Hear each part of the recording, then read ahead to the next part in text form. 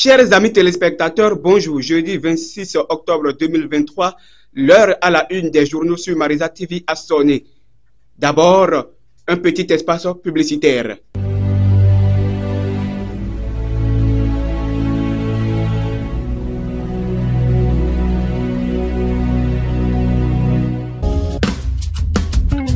À la une des journaux affiche la Gazette. Semaine hospitalière à Goho. L'amicale des retraités et sympathisants du CHDZU partage son expérience avec le personnel.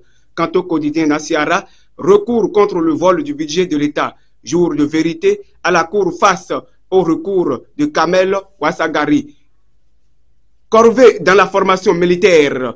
Que se passe-t-il au lycée des jeunes filles de Natitengou?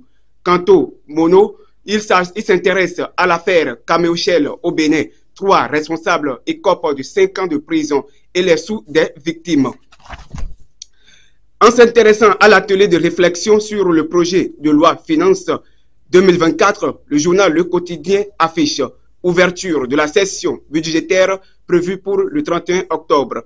En manchette, l'éclaireur s'appuie sur la maximisation des recettes postales. Bientôt, un colonel des douanes, directeur général de la Poste Bénin SA, procès GAB, État béninois, la justice doit dire le droit et donner raison à Adjavon. Le matin libre s'appesantit sur le paiement électronique en ligne au Bénin, du calvaire au confort. La fraternité s'intéresse au recours fait aux enseignants retraités dans les lycées et collèges, l'école en difficulté. S'agissant de Hebdo Vauditour, tout contre à l'horizon 2026, une alternative politique crédible. La nation, quant à elle, se focalise sur le programme d'investissement public 2024. Les dépenses en capital évaluées à 963,4 milliards de francs CFA. Services d'État civil, les utilités de l'application mobile à la NIP.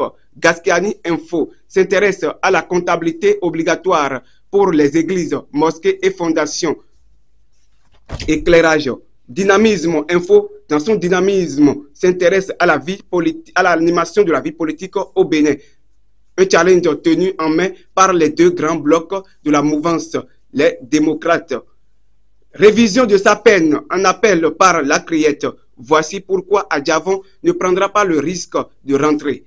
Le matinal, après la zone industrielle de Glodjigbe, Vinci Énergie se connecte à la zone économique de Gakwe au réseau électronique.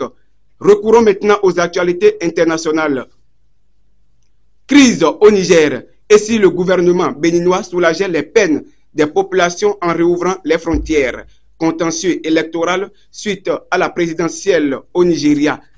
La Cour suprême situe Tinubu ce jour. Au Sénégal, Ousmane Sonko en service de réanimation selon son avocat. Au Niger, la justice ordonne la libération d'un général écroué depuis 2015.